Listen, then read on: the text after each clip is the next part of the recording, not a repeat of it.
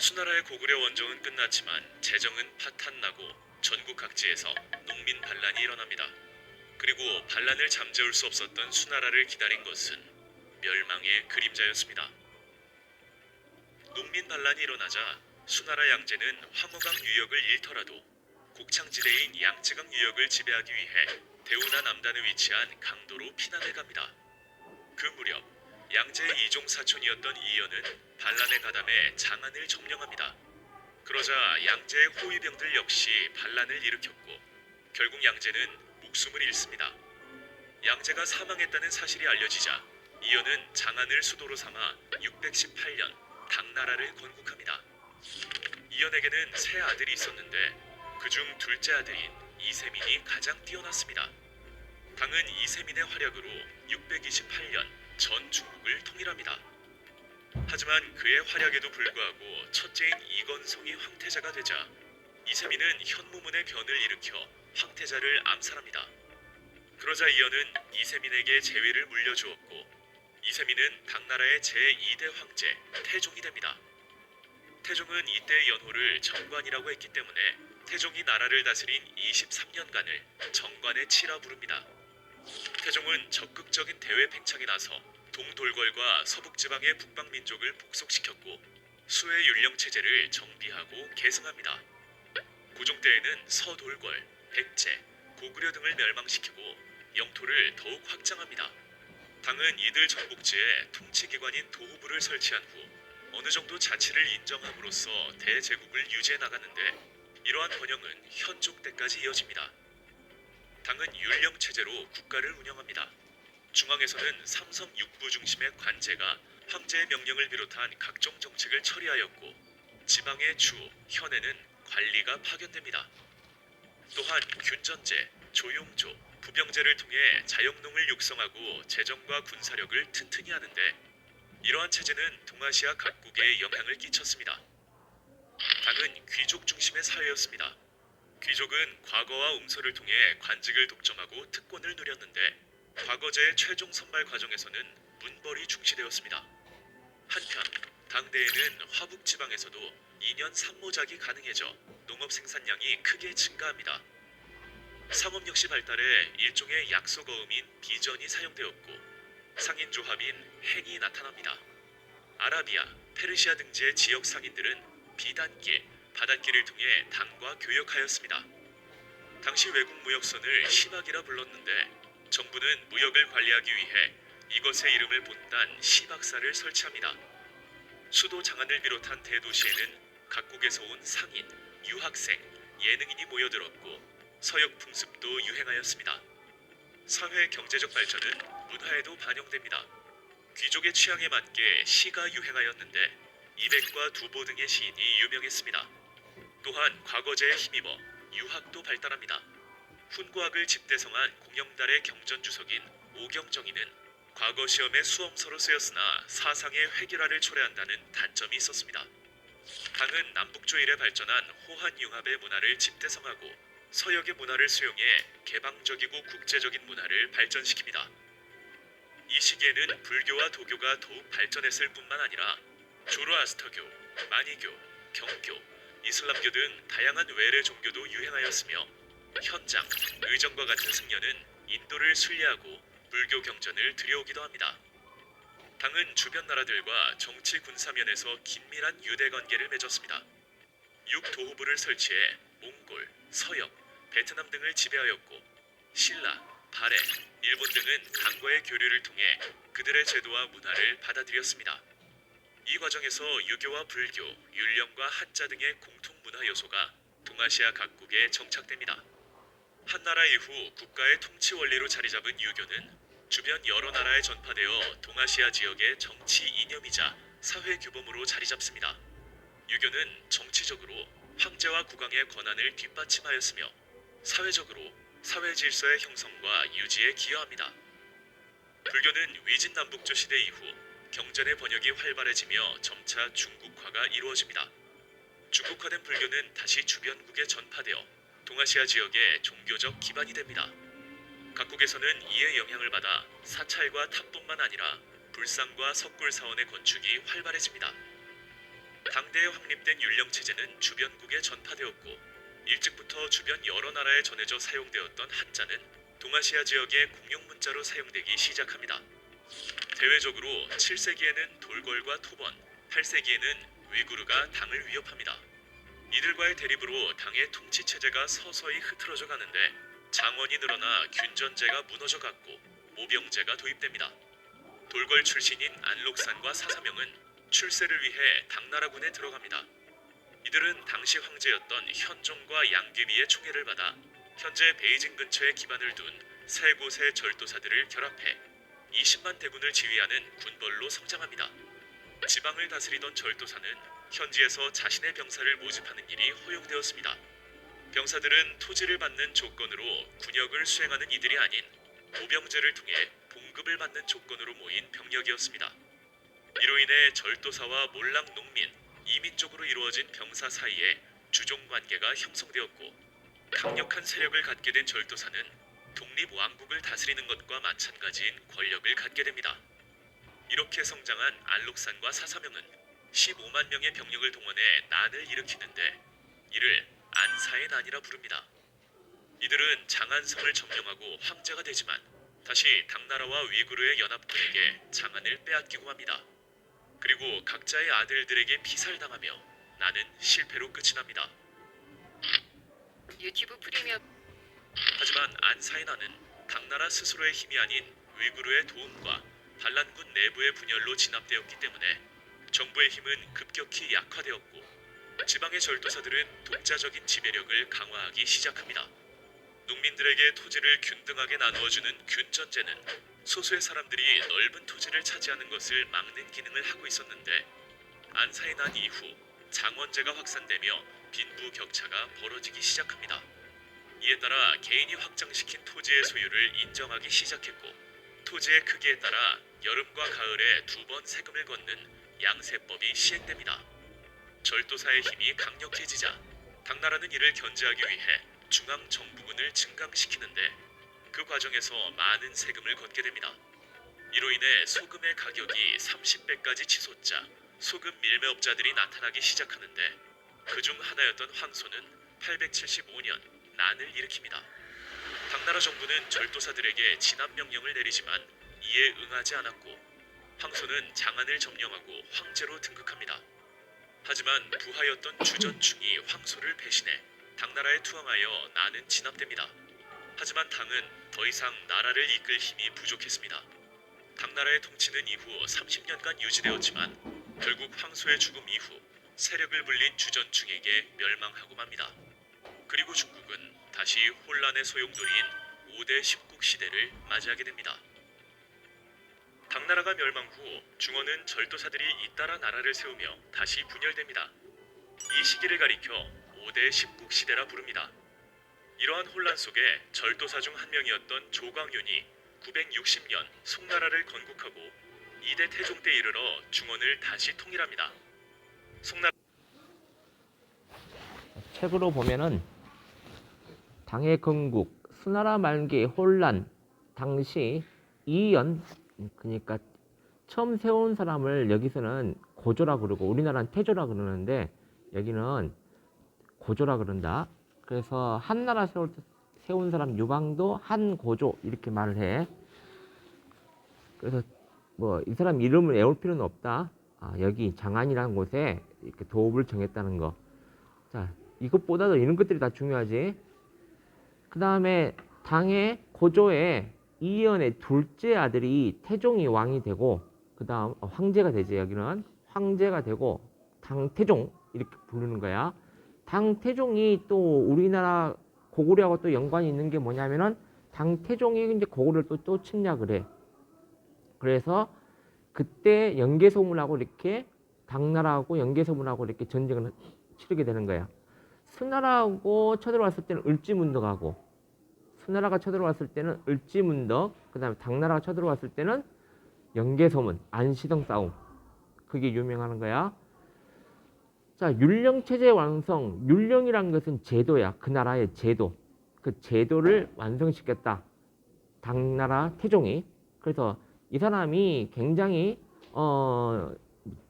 중국에서는 정치를 잘한 사람으로 추앙을 받고 있고 이제 이거 뭐라 그러지? 동상까지 세워져 있고 그런다. 자, 그 다음에 돌골 뭐 정보하고 동서교통로 비단길을 확보했다. 자, 비단길은 어디서 한번 나왔었냐면, 자, 한나라 때 보면 한나라 여기 한무제가 이것도 황제 이름이야. 자, 한무제 하면 또 우리나라하고 또 연관되는 것이 있어. 이 사람이 여기 고조선을 정복하게 돼. 그래서 고조선을 멸망시킨 왕이 한나라의 무제야. 자, 자꾸 우리나라하고 연관되네. 이름 있는 사람들이. 그래서 한무제 때 장건을 서역으로 파견하여, 이게 한나라가 여기 있던 한나라가 이 서역 이쪽에 서쪽에 있는 나라 서역으로 파견해서 이 대월지라는 곳에 가서 여기 흉노족이 자꾸 내려올라가니까 둘이 이렇게 연합을 하려고 했거든. 그랬는데 결국엔 그거 실패하고 왔다 갔다 하면서 이 길을 개척하게 된 거야. 그러면서 한나라가 서역에 이 길을 통해서 한나라의 제품들을 여기 이제 팔게 되는 거. 무역이 시작되는 거. 그리고 주로 뭘 팔았냐면은 비단을 팔았기 때문에 비단이 영어로 실크, 길이 로드, 이게 실크로드, 비단길 이렇게 말하게 되는 거야. 누가 한무제 때 장건을 파견해가지고 실크로드가 개척이 됐다. 비단길이 개척이 됐다는 거. 그래서 한나라 때 비단길을 개척을 했는데 당나라 때 다시 막혔던 길을 다시 확보했다. 알고만 있으면 돼. 고종, 현종 이렇게 나오는데 고종 때 드디어 이제 우리 젠장 우리 고구려가 멸망돼. 우리나라 삼국시대였는데 신라의 김춘추가 당나라에 건너가서 이 고종과 나당 연합을 맺게 되고 신라와 당나라가 연합을 맺게 돼서 백제 멸망시키고 고구려 멸망시키게 돼. 자, 현종 하면은 어떤 사람이 떠오르냐면은 양귀비 엄청 예쁜 여자. 우리 주변에는 없지. 있어. 결혼했지. 태희. 자, 현종의 하여튼 양귀비가 이때 있어서 굉장히 현종이 처음에는 양귀비 만나기 전에는 정치를 참 잘했었는데 양귀비 만난 뒤로 정치가 이제 혼란스럽게 되고 각지에 있던 아까 절도사들, 각 지방의 세력가들, 이 사람들이 그 도를 다스린 거야. 그래서 우리나라 지금 보면은 도지사가 해당되겠다. 이 절도사들이 각자의 세력을 가지고 안사라는 것은 여기 안록산과 그의 부하인 사사명이 일으킨 거. 그래서 안사의 난 첫 글자 따가지고 자, 이렇게 안사의 난 일어나고 그 다음에 또 황소의 난 일어나고 황소는 사람 이름이야. 그래서 이렇게 난이 일어나서 결국에는 당이 쇠퇴하면서 멸망하게 돼. 이 현종 때. 그리고 8세기 들어 지배층이 대토지를 소유하게 되는데 원래 수나라 이전에 여기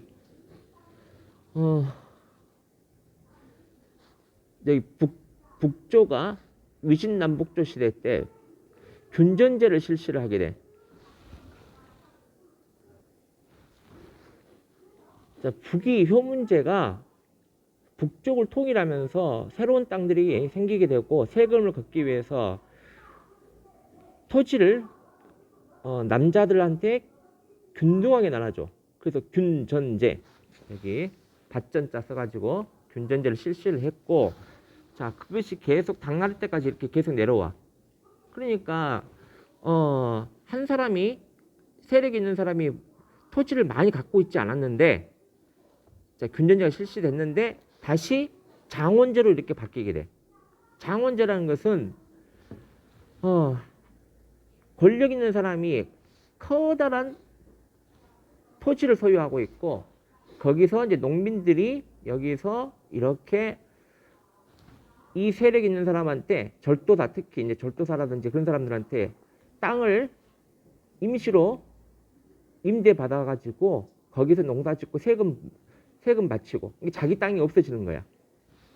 자, 그렇게 생긴 것이 장원제야. 이건 이제 또 서양에서 유행하게 되고 나중에 그래서 균전제가 붕괴하고 귀족이 장원을 학대하자 농민은 소장농으로 전락하게 되었다.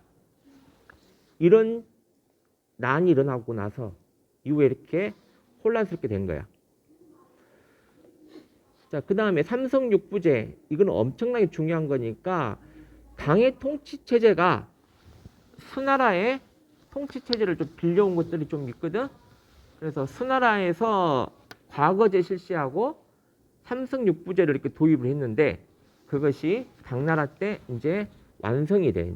그래서 당나라 때 통치 정비가 하나, 둘, 셋, 삼성. 그리고 여기서 이제 이렇게 6개 부서가 나눠지는 거예요. 그래서 삼성육부. 그래서 이거 삼성육부는 우리나라의 발해가 이것을 먼저 도입을 하게 되고 삼성육부를 그 다음에 또 나중에 세워진 고려에서도 이것을 도입을 하게 돼. 그러니까 굉장히 잘 만들어진 통치체제야. 삼성육부가. 그 다음에 또 이제 조용조 있어가지고 조세제도. 그러니까 이거는 균전제 해가지고 이것도 땅을 나눠주고 이 땅에서 나온 것들 토지를 받은 농민들이 토지세를 내는 것이야. 이 땅을 받고 나서 그것이 먼저 조자 하나야. 이 앞에 있는 조자. 용이라는 것은 노동력을 말해. 용이라는 것은. 그래서 우리나라도 마찬가지고 성을 쌓는다든지 뭘 이렇게 다른 농사 외에 불러서 돈 안 받고 일을 해줘야 돼. 그 노동력을 제공해야 돼. 백성이면 그게 용자야. 그다음 특산물 바치는 거 이거 또 조자야. 이 조자 뭐 한자로 틀리겠지만은 필요가 없어. 토지세, 노동력, 그 다음에 특산물, 토지, 노동력, 특산물 이렇게 하면 돼. 그런데 이것이 또 이거 난 이후에 또 바뀌는 거야. 양세법으로 그냥 1년에 2번, 3번 낸다. 세금을 1년에 2번 나눠서 낸다는 거. 알겠니? 그 다음에 이것이 또 쪽에서 이렇게 재산이 많고 적음에 따라 여름과 가을에 세금을 내게 됐다는 거. 이게 좀 복잡했는데 이제 재산이 많고 적음에 따라 1년에 2번 내는 거. 그 다음 부병제. 토지를 받은 농민이 일정 기간 군에 복무를 하는 것이 부병제야. 그러니까 이거 토지 받았으니까 이거 세금도 내고 조용조도 내고 그 다음에 또 군대에서 또 몇 년 동안 이렇게 근무를 해야 돼. 그런데 부병제에서 또 모병제로 바뀌는 거야. 자, 모병제는 급료를 받고 그러니까 월급을 받고 일을 하는 직업군인이야. 우리나라도 이제 나중에는 이렇게 모병제로 바뀌게 돼. 누구나 다 가야 되는 것이 아니라 이제 나는 직업으로 나 이거 이렇게 군대에서 군인 생활 할 거야. 직업군이 될 거야 하면은 이렇게 모병제가 되는 거야. 모집을 하는 거야. 모집. 알았지? 과거제는 그대로 수나라 때 처음 만들어진 과거제를 그대로 이렇게 사용을 하고 그럼 여기까지 다 이해가 됐지? 그다음 당과 주변의 지역 관계를 보면은 당나라는 굉장히 강력한 국력을 바탕으로 영토 확장을 하게 되고 유명했어. 당 제국이라 그래. 제국이라는 것은 나라가 큰 나라를 제국이라 하는 거야. 뭐 그 다음에 세워진 나라 송나라는 송제국이란 말 안 써. 기미 정책을 통해 주변 국가와 주로 친선 관계를 유지했다. 기미가 뭔 말인가 여기 보자. 기미.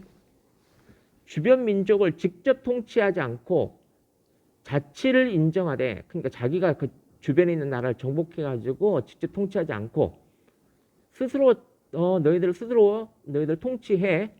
대신 여기 우리 그 지역에 무슨 도읍부, 당나라에서 파견한 어떤 군청, 시청 같은 거야. 그걸 하나 지어놓고 감시 통제하는 거야, 당나라가. 그러니까 지금 예를 들면은 중국이 우리나라에 시청 하나, 서울에 시청 하나 세워, 자기들만의. 그래서 중국 시청 그랬고 우리나라 정부를 감시하고 통제하는 거야. 무슨 말인지 알겠니? 그게 무슨 정책이야? 기미 정책을 통해서 주변 국가를 이렇게 통제하는 거야. 그리고 또 친선관계 맺고 서로 이렇게 전쟁 안 하고 이제. 그 다음에 이제 주변 지역이 돌궐이고 토번이고 베트남 있고 그래. 그 주변 지역에 돌궐, 토번, 베트남. 그래서 뭐 동돌고 서돌고로 나뉘 뭐 틈을 다 공격하여 당해 지배하여 뭐 알고만 있어. 이거 시험 잘 안 나오니까. 돌궐 위에, 당나라 위에 있는 나라야. 지도가 없어서. 그 다음에 토번은 왼쪽에 있는 나라. 된장.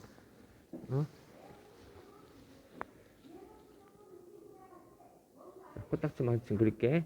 우리나라 여기가 당나라면 여기가 돌궐, 여기가 토번, 저 밑에가 이제 여기 밑에가 베트남. 이렇게 되는 거야. 자, 그런 나라가 있다 이거야. 있었어. 있었고 당나라 문화. 이제 이거 중요한 거. 당나라 문화는 귀족적이야. 귀족적. 그러면은 수나라도 이것도 귀족적이다 볼 수가 있고.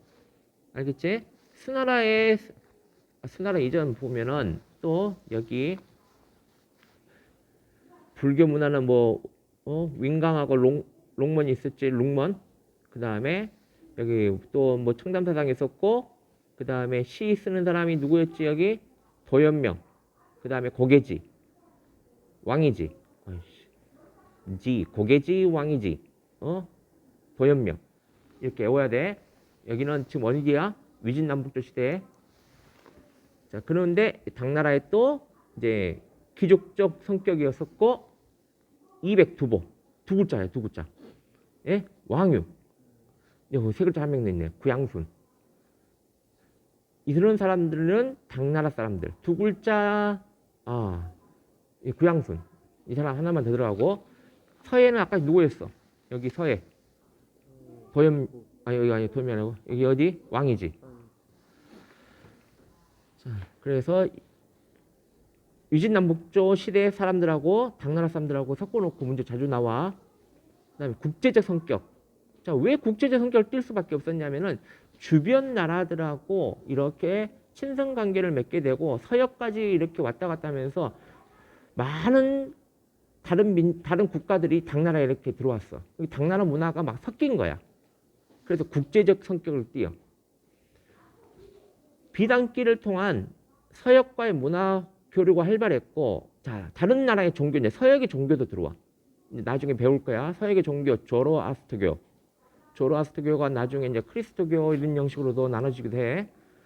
그 다음에 뭐 이렇게 있고, 이슬람교 이런 것들이 전례가 되고, 서역의 춤도 뭐 전례되고, 이제 서역에 나오는 사람이 배꼽춤 춘 거 봤지? 그 뭐라 그러지? 발리 댄스? 자, 하여튼 그 다음에 또 당삼체 무조건 알아야 돼. 국제적 성격을 띠고 있는 이 당삼체가 이렇게 생겼어. 당나라에 채자가 색채를 띠고 있다는 소리야. 세 가지 색채를 띠고 있다. 이것이. 그래서 당에는 서역의 음악과 춤도 뭐 이렇게 되어 있다. 특히 당삼체는 낙타와 이 낙타야. 그 다음에 이 서역인 등이 묘사되어 있다. 그래서 당나라 문화하고 막 합쳐진 거야, 지금.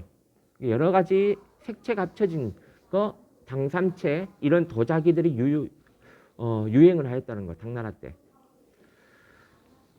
자, 공자를 모신 뭐 사당 아까 오경정이 완성됐다 했는데, 그냥 알고만 있죠. 오경 5개.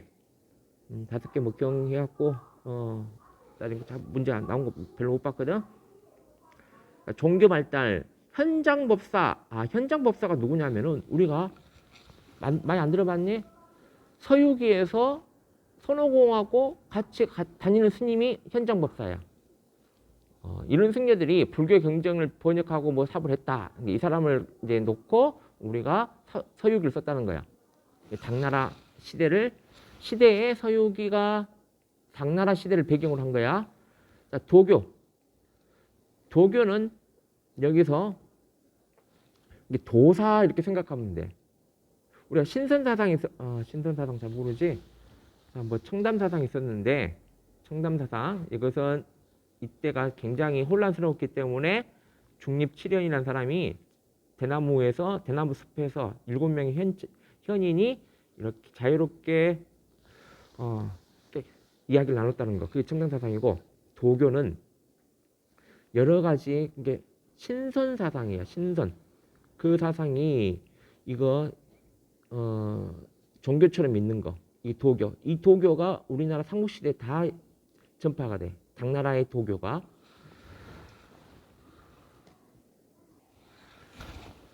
옆에 보면은 또 여기 이게 나와 있는데 이게 뭐냐면은 당나라 수도 장안성, 성을 세운 장안에 있는 성을 세우는 설계도야. 이것도 지금 발해가 이걸 본따서 자기들도 발해에서 이 수도를 세워. 상경이라는 수도에 상경성을 세워. 자, 이것도 유명한 거였고, 당삼책. 여기 보면 당이 이제 세계 제국으로 발전해 갖고 한국, 일본, 베트남 등과 이렇게 교류를 하게 되는데, 자, 이렇게 교류하면서 전파된 것이 뭐였냐면은 이 공통적인 거 4개가 전파가 돼. 그래서 우리가 한자 이런 거 다 쓰고 있지. 유교, 불교. 그래서 이거 하나 더요. 율령. 아까 삼성육부 이런 것들, 이런 통치 제조 같은 것까지 다 이렇게 이런 데 전파가 되는 거야. 그래서 이것까지 공통 문화 요소. 자, 외울 때 동아시아 문화권 형성에서 당나라, 한국, 일본, 베트남, 특히 4나라가 이렇게 4개 문화 요소가 공통적인 것이 나타난다 이 말이야. 알겠니? 그래서 이거 4개를 외워야 돼. 이건 어느 나라하고 베트남까지. 그래서 여기 그림 보면은 뭐 한자는 다 할 것이고, 이렇게 삼성육부 뭐 있고, 그 다음에 불교, 그 다음에 일본이네. 일본이건 베트남이네. 자, 이거 보면은 유교라는 거 알아야 돼. 이 그림 보고. 이 그림 보면 이 사진만 보고도 이게 유교고, 유교에 해당되는 뭐 건축물이고, 그 다음에 베트남이다. 자, 문묘라 그래. 문묘.